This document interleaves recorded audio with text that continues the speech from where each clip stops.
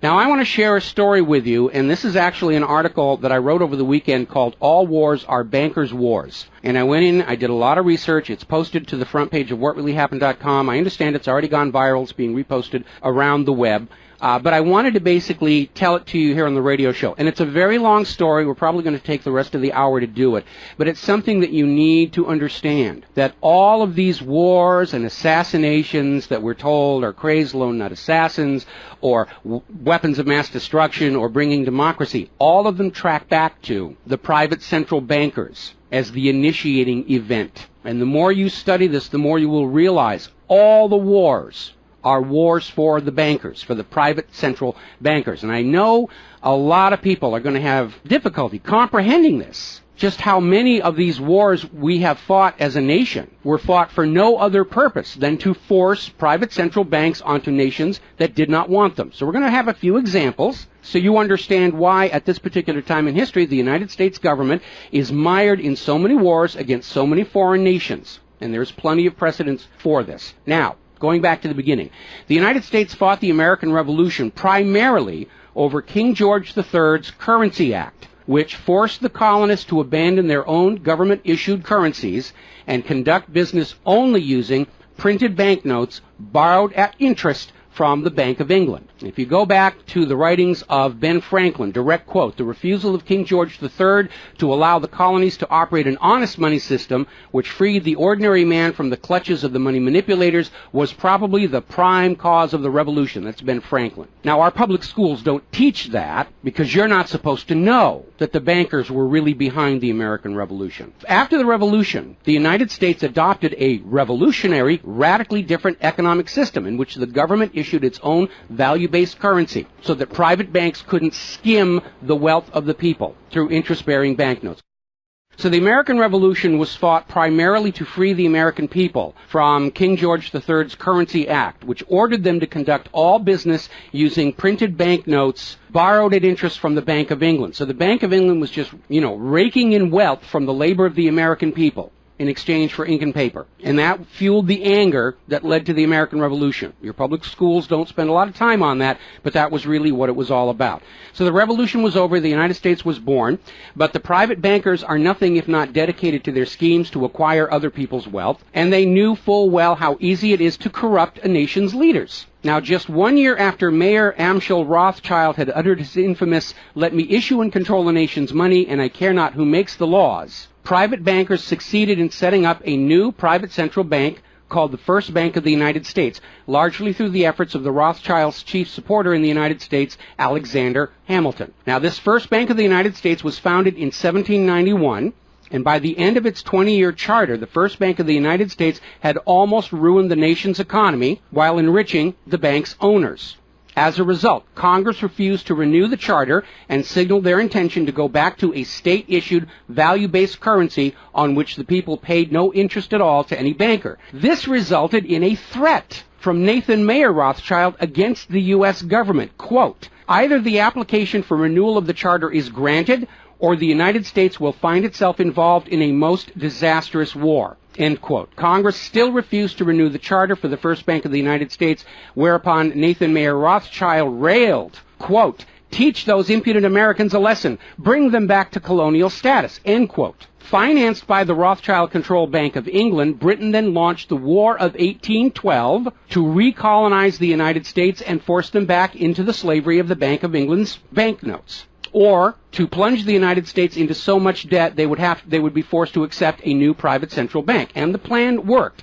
Even though the United States won the War of 1812, Congress was forced to grant a new charter for yet another private bank, issuing the public currency as loans at interest, the Second Bank of the United States. Once again, private bankers were in control of the nation's money supply and cared not who made the laws or how many British or American soldiers had to die for it. So once again, the nation was plunged into debt, unemployment, poverty by the predations of the private central bank, and in 1832, Andrew Jackson successfully campaigned for his second term as president under the slogan, "Jackson and no bank."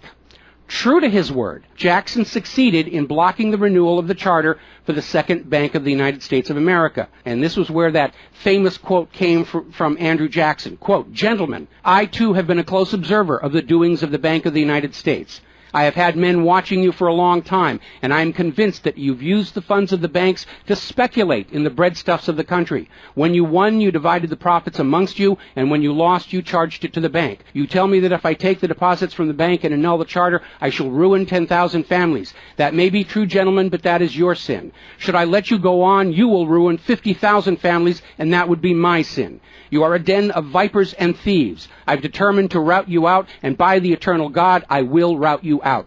End quote. Andrew Jackson. Shortly after the charter for the Second Bank of the United States expired, there was an assassination attempt on Andrew Jackson, and it failed when both pistols used by the assassin, Richard Lawrence, failed to fire. Later on, Lawrence explained the motive for the assassination by saying that with President Jackson dead, money would be more plenty. So it was an assassination motivated by the interests of the bankers.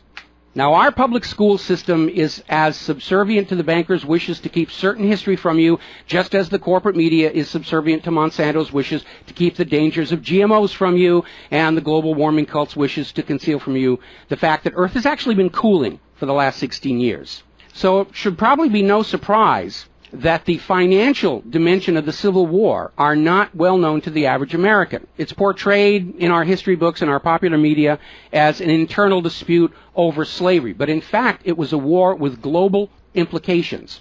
When the Confederacy seceded from the United States, the bankers once again saw the opportunity for a rich harvest of debt and offered to fund Lincoln's efforts to bring the South back into the Union at 30% interest. Lincoln remarked that he would not free the black man by enslaving the white man to the bankers, and using his authority as president, issued a new government currency, the greenback. This was a direct threat to the wealth and power of the central bankers, who quickly responded. This is a quote from the London Times following Lincoln's issuance of the greenbacks. Quote, "If this mischievous financial policy, which has its origin in North America, shall become indurated down to a fixture, then that government will furnish its own money without cost. It will pay off debts and be without debt. It will have all the money necessary to carry on its commerce. It will become prosperous without precedent in the history of the world. The brains and wealth of all countries will go to North America. That country must be destroyed, or it will destroy every monarchy on the globe." So, goaded by the private bankers, much of Europe supported the Confederacy against the Union, with the expectation that victory over Lincoln would mean the end of the greenback. France and Britain seriously considered an outright invasion on the United States in support of the Confederacy, but they were held at bay by Russia. A little bit of history most Americans don't understand. Russia came to the aid of Lincoln's Union during this crisis. Now, at that time, Russia had just ended their serfdom system, and they had a state central bank similar to the system the United States had been founded on. Now, free of European intervention, the Union won the war, and Lincoln announced his intention to go on issuing the greenbacks. Following Lincoln's assassination, the greenbacks were pulled from circulation, and the American people forced to go back to an economy based on banknotes borrowed at interest from the private bankers. So finally, in 1913, the private central bankers of Europe, in particular the Rothschilds of Great Britain, the Warburgs of Germany, met with their American financial collaborators on Jekyll Island, Georgia, to form a new banking cartel with the express purpose of forming the third bank of the United States, with the aim of placing complete control of the United States money supply once again under the control of private bankers. Owing to hostility over the previous banks of the United States, the name of this third bank was changed to the Federal Reserve, in order to grant the new bank a quasi-governmental image. But in fact, it is a privately owned bank. It's no more federal than Federal Express. In fact, last year, the Federal Reserve successfully rebuffed a Freedom of Information lawsuit by Bloomberg News on the grounds that as a private banking corporation, and not actually a part of the U.S. government, the Freedom of Information Act did not apply to the operators of the Federal Reserve. So 1913 proved to be a transformative year for the nation's economy. First, with Congress' passage of the 16th Income Tax Amendment and the false claim it had been ratified. Here's another direct quote. "I think if you were to go back and try and find and review the ratification for the 16th Amendment, which was the internal revenue, the income tax, I think if you went back and examined that carefully, you would find that a sufficient number of states never ratified that amendment," end quote. That's U.S. District Court Judge James C. Fox in Sullivan versus United States, 2003. Later that same year, 1913, and apparently unwilling to risk another questionable amendment, Congress passed the Federal Reserve Act over the Christmas holiday in 1913, while members of Congress opposed to the measure were at home. This was a very underhanded deal, as the Constitution explicitly vests Congress with the authority to issue the public currency, does not authorize its delegation, and thus would have required a new amendment to transfer that authority to a private bank. But pass it, Congress did, and President Woodrow Wilson signed it as he promised the bankers he would in exchange for generous campaign contributions. Now, President Wilson later regretted that decision. You've probably heard this quote before, but you're going to get it again. Quote, "I am a most unhappy man. I have unwittingly ruined my country. A great industrial nation is now controlled by its system of credit. We are no longer a government by free opinion, no longer a government by conviction and the vote of the majority, but a government by the opinion and duress of a small group of dominant men." That was Woodrow Wilson writing in 1919.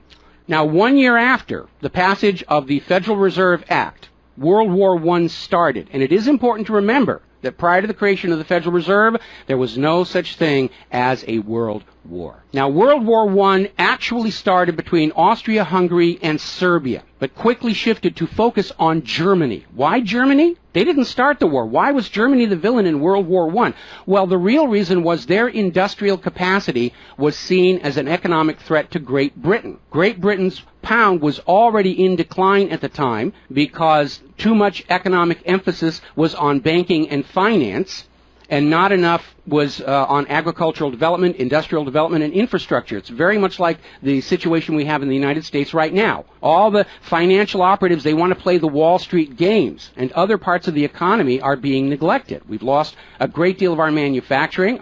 We're not the agricultural exporter we used to be because everybody's over there at Wall Street playing in that giant open-air casino. Now, pre-war Germany did have a private central bank, but it was under strict control by the German government to keep inflation at reasonable levels and to make sure that all of the German economy was being properly funded, just like Putin did with their central bank about a month ago. Under government control by the German government, investment was guaranteed to internal economic development, and as a result, Germany had become a major manufacturing technological power. They were exporting products that Great Britain could not compete with. So in the media of the day, Germany was portrayed as the main opponent of World War I. And not just defeated, it was flattened. Now, following the Treaty of Versailles, Germany was ordered to pay the war costs of all the participating nations, even though Germany had not started that war. This amounted to 3 times the value of all of Germany itself. Germany's private central bank, to which the German government had gone deeply into debt to pay the cost of the wars, was allowed to break free of government control. That led to the massive inflation of the Weimar Republic, followed, permanently trapping the German people in endless debt. And money speculators were running rampant, and it led to these situations where you had literally a whole basket full of paper notes to get a loaf of bread. Now, when the Weimar Republic collapsed economically, it opened the door for the National Socialists to take power. Their first financial move was to issue their own state currency, which was not borrowed from private central banks. It was based on a unit of value, not a unit of debt. Freed from having to pay interest on the money in circulation, Germany blossomed and quickly began to rebuild its industry. It was an amazing transformation to see. The media called it the German miracle. Time magazine lionized Hitler for the amazing improvement of life for the German people and the explosion of German industry, and they even named him Time magazine's Man of the Year in 1938. And then once again, Germany's prosperity and freedom from a private central bank loaning the public currency at interest became a threat to other nations and other powers. I have a couple of quotes here from Winston Churchill that tells you what was really going through the minds of Europe in the years leading up to World War II. Quote, "Should Germany merchandise again," which means do business, "should Germany merchandise again in the next 50 years, we have led this war, World War I, in vain." That was Winston Churchill writing in the Times in 1919. Another quote, "We will force this war upon Hitler if he wants it or not," end quote. Winston Churchill in a 1936 radio broadcast.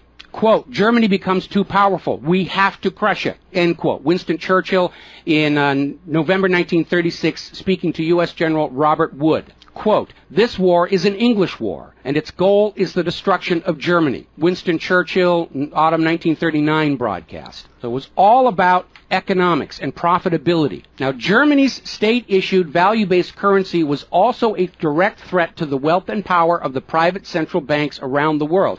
And as early as 1933, they started to organize a global boycott against Germany to strangle this upstart ruler who thought he could run his nation without a private central bank. Now, as had been the case in World War I, Great Britain and other nations threatened by Germany's economic power looked for an excuse to go to war. And as public anger in Germany grew over the boycott, Hitler foolishly gave them that excuse. Years later, in a spirit of candor, the real reasons for the war were made clear. Quote, "The war wasn't only about abolishing fascism, but to conquer sales markets. We could have, if we had intended so, prevented this war from breaking out without doing one shot, but we didn't want to." End quote. Winston Churchill to Harry Truman, March 1946. One more quote here. Quote, "Germany's unforgivable crime before World War II was its attempt to loosen its economy out of the world trade system and to build up an independent exchange system from which the world finance couldn't profit anymore. We butchered the wrong pig." End quote. Winston Churchill writing in his book, The Second World War. Now, a little side note, we're going to actually step back in time to the years before World War II. A little bit of history a lot of Americans are still completely unaware of. And it involves a gentleman by the name of Marine Corps Major General Smedley Butler. In 1933, Wall Street bankers and financiers had bankrolled the successful rise to power of Hitler and Mussolini. Brown Brothers Harriman in New York, and they're still there. I saw them when I was there for the 9/11 anniversary. They were financing Hitler right up to the day war was declared with Germany. And these Wall Street financiers decided that a fascist dictatorship in the United States, based on the one Mussolini had in Italy, was going to be far better for their business interests than Roosevelt's New Deal, which threatened massive wealth redistribution to recapitalize the working and middle classes of America. So the Wall Street tycoons recruited General Butler to lead the overthrow of the U.S. government and install a Secretary of General Affairs who would be answerable to Wall Street and not the people, would crush social unrest and shut down all the labor unions. General Butler pretended to go along with the scheme, but then exposed the plot to Congress. So they recruited Marine Corps Major General Smedley Butler to lead this coup d'etat, because Butler was very popular with the soldiers, and his image as part of this move would help convince the military this was the right thing to do. Now, to his credit, Major General Smedley Butler, remembering his oath to the Constitution, pretended to go along with the scheme, but then exposed the plot to the United States Congress. Congress, then as now in the pocket of Wall Street bankers, refused to act. When Roosevelt learned of the planned coup, he demanded the arrest of the plotters, but the plotters simply reminded Roosevelt that if any one of them were sent to prison, their friends on Wall Street would deliberately collapse the still fragile U.S. economy and blame Roosevelt for it. So Roosevelt was unable to do anything about this attempted coup d'etat until the start of World War II, at which time he prosecuted many of the plotters under the Trading with the Enemy Act. Now, mostly it was glossed over, it was just a rumor, unfounded, it's wacko conspiracy theory, but in 1967, the congressional minutes of Smedley Butler's revelation to Congress of the coup were finally released to the public. You ever see this movie, 7 Days in May, Kirk Douglas and Burt Lancaster, about an attempted military takeover of the United States of America? It was based loosely on this story. But of course, in the movie, the bankers being behind the Burt Lancaster character was completely removed from the script here. Now, Smedley Butler is also famous for writing a work called War is a Racket. And I would like to read you a quote from that. Quote, "I spent 33 years and 4 months in active military service as a member of our country's most agile military force, the Marine Corps. I served in all commissioned ranks from second lieutenant to major general. And during that period, I spent more of my time being a high-class muscle man for big business, for Wall Street, and for the bankers. In short, I was a racketeer, a gangster for capitalism.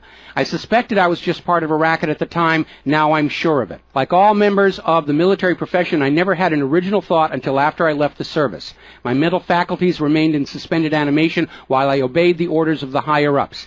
This is typical with everyone in the military service. Thus, I helped make Mexico and especially Tampico safe for American oil interests in 1914. I helped make Haiti and Cuba a decent place for the National City Bank boys to collect revenues in. I helped in the raping of half a dozen Central American republics for the benefit of Wall Street.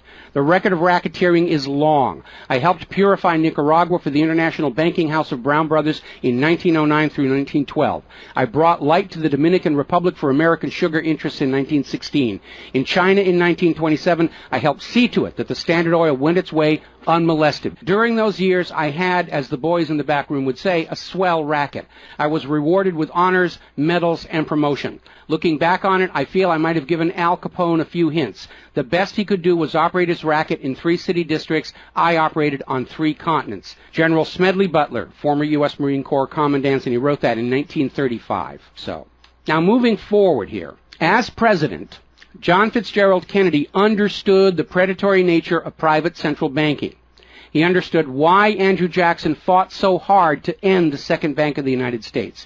So Kennedy wrote and signed Executive Order 11110, which ordered the U.S. Treasury to issue a new public currency called the United States Note. Now, Kennedy's United States notes were not borrowed from the Federal Reserve. They were created by the U.S. government and backed by the silver stockpiles held by the U.S. government. It represented a return to the system of economics the United States had been founded on, and it was perfectly legal for Kennedy to do so under the Constitution.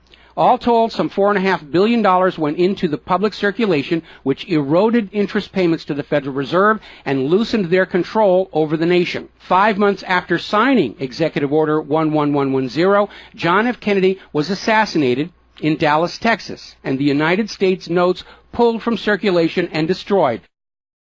Following Kennedy's assassination, John J. McCloy, president of the Chase Manhattan Bank and president of the World Bank, was named to the Warren Commission. Now, I don't care how good a banker he is, he's not qualified to be investigating a murder, which is what we were told the Warren Commission was all about, to get the truth of the assassination. But we all know that the Warren Commission was there to cover up what was going on, and obviously we can presume safely that John J. McCloy's presence on the Warren Commission was to make sure the American public never got even a hint of the financial dimensions behind the assassination. So, as we enter the 11th year of what I am certain future history will most certainly describe as World War III, we need to examine the financial dimensions behind all these wars. Why are we here? Why are our children being killed and crippled? Is this another war for the profit of the private central bankers? And the answer is yes. Now, toward the end of World War II, when it became obvious that the Allies were going to win and dictate the post-war political environment, the major world economic powers met at Bretton Woods, a luxury resort in New Hampshire, in July of 1944, and they hammered out the Bretton Woods Agreement for international finance. The British pound lost its position as the global trade and reserve currency to the U.S. dollar. There are indications this was part of the price demanded by Roosevelt in exchange for the U.S. entry into the war. Now, absent the economic advantages of being the world's go-to currency, Britain was forced to nationalize their Bank of England in 1946.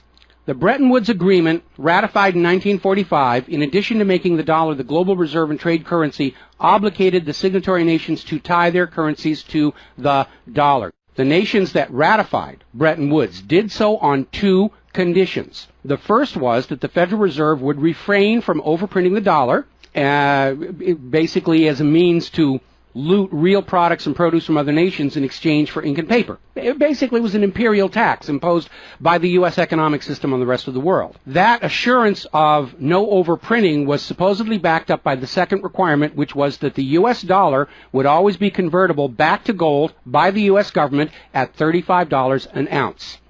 Now, of course, the Federal Reserve, being a private bank and not answerable to the U.S. government, did in fact start overprinting paper dollars, which were sent to other nations around the world, and under Bretton Woods, they had to send back products and produce and raw materials at full value. And much of the perceived American prosperity of the 1950s and 60s was the result of these foreign nations having to send real raw materials, goods, produce, back to the United States in exchange for these little pieces of paper with ink all over them, because they were forced to accept these paper notes as being worth $35 per ounce of gold. Then in 1970, France started looking at this huge pile of printed paper notes sitting in their bank vaults, for which real French products like wine and cheese had been traded, and it notified the United States government that they would exercise their option under Bretton Woods to return all those paper notes for gold at the agreed-upon $35 per ounce exchange rate. The problem was the United States had nowhere near the gold to redeem all those paper notes.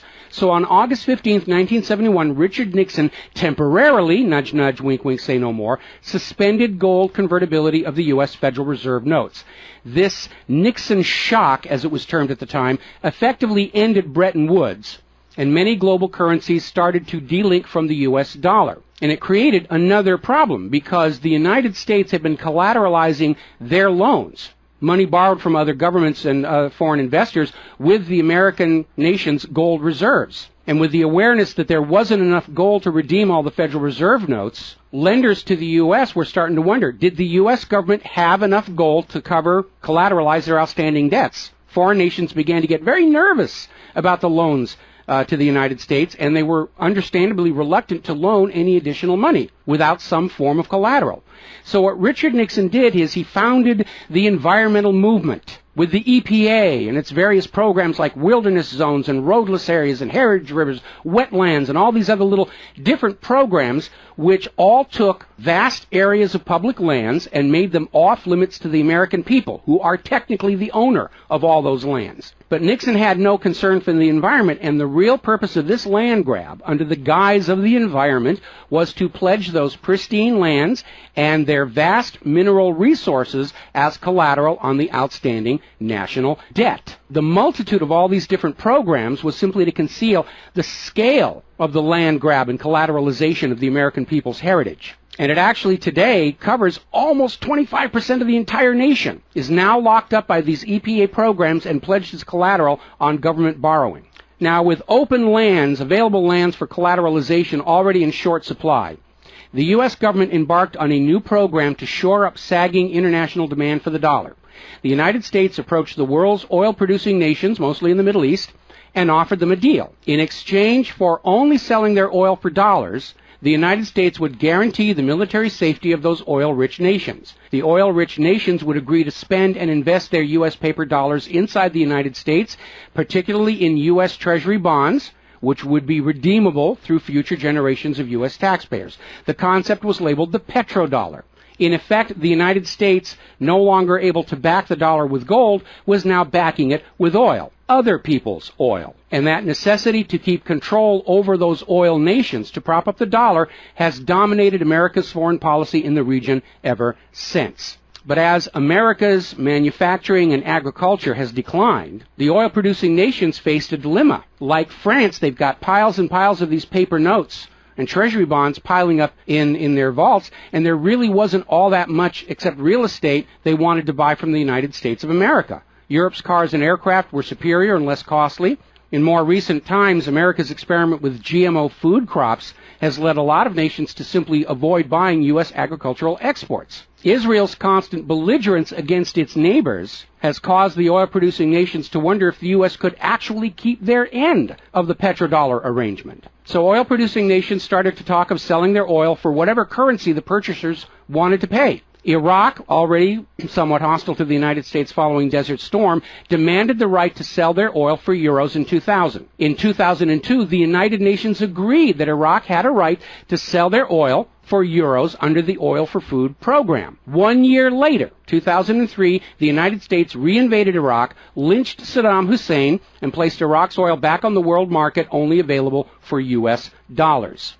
Now, the clear U.S. policy shift following 9/11, away from at least attempting to appear to be an impartial broker of peace in the Mideast to one of unquestioned support for Israel's aggressions, only further eroded confidence in the petrodollar deal, and even more oil-producing nations started openly talking of trading their oil for other global currencies. So over in Libya, Muammar Gaddafi had instituted a state central bank and a value-based trade currency, the gold dinar.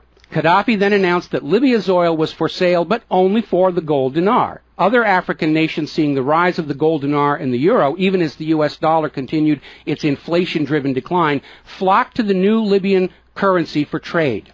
This move had the potential to seriously undermine the global hegemony of the dollar. French President Nicolas Sarkozy reportedly went so far as to call Libya a threat to the financial security of the world. So the United States invaded Libya under the guise of supporting a popular rebellion. They brutally murdered Gaddafi, apparently because the object lesson of Saddam's lynching had not been enough of a message, imposed a private central bank, and returned Libya's oil output to dollars only. The gold that was supposed to be made into the gold dinars, as of the last report I could find, unaccounted for. Now, according to General Wesley Clark, the master plan for the dollarification of the world's oil nations included 7 targets: Iraq, Syria, Lebanon, Libya, Somalia, Sudan, and Iran. Venezuela, which has started selling their oil to China for the yuan, seems to be a late addition. What is notable about those original 7 nations targeted by the U.S. is that none of them are members of the Bank of International Settlements. This is the private central banker's private central bank located in Switzerland. That meant that those 7 targeted nations were deciding for themselves how to run their nation's economies rather than submitting to the international private central bankers. Now, of course, the bankers' gun sights are on Iran, which dares to have a government central bank and sell their oil for whatever currency they choose. The war agenda for Iran is, as always, to force Iran's oil to be sold only for dollars and to force them to accept a privately owned central bank. Now, you have been raised by a public school system and a media that constantly assures you that the reasons for all these wars and assassinations are many and varied. We're bringing democracy to the conquered lands. We hear that a lot. When actually the U.S. hasn't. The usual result of a U.S. overthrow is the imposition of a pro-business, pro-Wall Street, pro-U.S. dictatorship. Good example, the 1953 CIA overthrow of Iran's democratically elected government of Mohammad Mossadegh and the imposition of the Shah. Or the 1973 CIA overthrow of Chile's elected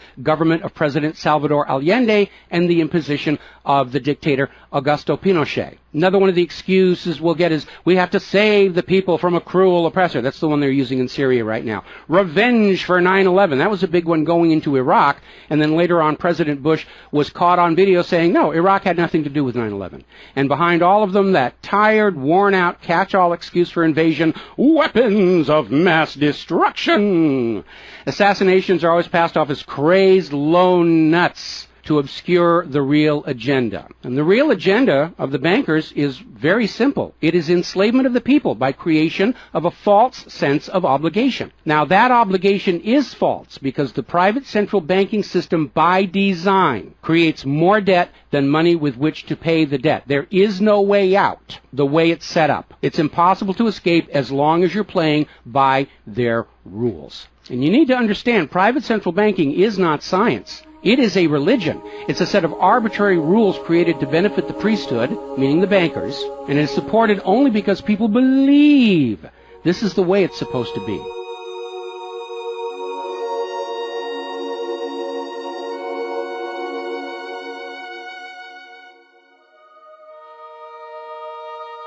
It is a religion. It's a set of arbitrary rules created to benefit the priesthood, meaning the owners of the private central banks.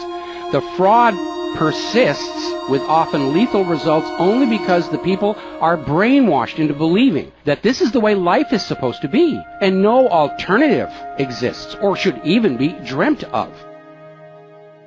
Now, this same approach, the same brainwashing, was true of 2 earlier systems of enslavement, rule by divine right and slavery, both systems built to trick people into obedience, and both now recognized by modern civilization as illegitimate. So now we are on the verge of a new era in history where we will recognize that rule by debt, rule by private central bankers issuing the public currency as a loan at interest is equally illegitimate. It only works as long as people allow themselves to believe that this is the way life is supposed to be. But you need to understand something that's the core of the issue. Private central banks do not exist to serve the people, the community, or the nation. Private central banks exist to serve their owners, to make them rich beyond the dreams of Midas, and all for the cost of ink, paper, and the right bribe to the right official, and the occasional assassination. But behind all these wars and all these assassinations, the 100 million plus horrible deaths from all of these wars, lies a single policy of financial dictatorship. The private central bankers only allow rulers to rule, only on the promise that the people of a nation be enslaved to the private central banks. Rulers who do not go along with that will be killed, their nation invaded by those other nations still enslaved to the private central banks. The bankers themselves don't fight these wars. Their children are not in these wars. A nation tries to break free of the private central bankers like Libya. All the other nations under the bankers' control pile on and destroy them. This so-called clash of civilizations you are being told about by the corporate media, it's really a war between banking systems, with the private central bankers forcing themselves onto the rest of the world, no matter how many millions must die for it. The constant hate-mongering against Muslims you see in the corporate media lies in a simple fact. Like the ancient Christians, prior to the Knights Templars, Muslims forbid usury or the lending of money at interest because they saw in ancient times, like Rome, how these banking practices could destroy an entire society. And that is the reason our government media insists that Muslims have to be hated and killed and converted. They refuse to submit to currencies loaned at interest. They refuse to be debt slaves. That makes them a threat to the natural order of the world, the new world order of global fascist dictatorship. So, off to war your children must go to spill their blood for the money junkies' gold. We barely survived the last 2 world wars. Now we're going into the third one in the nuclear bioweapon age. That is very dangerous. We have to ask ourselves, are the private central bankers willing to risk incinerating the whole planet to feed their greed? Apparently so. You as parents, as siblings, as spouses, need to ask yourself, do you really want to see your loved ones in uniform, killed and crippled, all for a bank balance sheet? But the whole point of this article, the whole point of what I'm sharing with you today, and this is all history, you can go out and hunt it down for yourself. Behind all the flag waving, behind all the propaganda, behind the crazed lone nut assassins, weapons of mass destruction, all of the modern wars this nation have fought are wars by and for the private bankers, fought and bled for by third parties unaware of the true reason they're expected to gracefully accept being killed and crippled for. And the process is quite simple. We've explained it before on this show. As soon as the private central bank issues its currency as a loan at interest, the public is forced deeper and deeper into debt. When the people are reluctant to borrow anymore, that's when the Keynesian economists demand the government borrow more to keep the pyramid scheme working. When both the people and the government refuse to borrow anymore, that is when the large wars get started, to plunge everyone even deeper to debt to pay for the war, and then after the war to borrow even more to rebuild. And when these horrible wars are over, the ordinary people have basically what they had before the war, except their graveyards are a lot larger, and everyone is in debt to the private bankers for the next century. That is why Brown Brothers Harriman in New York was funding the rise of Adolf Hitler, because war is the bankers' richest harvest. We all need to recognize this is what all these wars have been about. Private central banking, enlarging their domain, imposing their will on nations that do not want it, imposing their system on the rulers of nations who do not want it. Bribery, blackmail, assassination, they will do anything to maintain their stranglehold on the productivity of the world's people. And as long as private central banks are allowed to exist, inevitably, as the night follows the day, there will be poverty, hopelessness, millions of deaths in endless world wars until the earth itself is sacrificed in flames to Mammon. The path to true world peace lies in the abolishment of all private central banking everywhere, and a return to the state-issued, value-based currencies that allow nations and people to become prosperous through their own labor and development and efforts. Now, I mentioned the Knights Templars.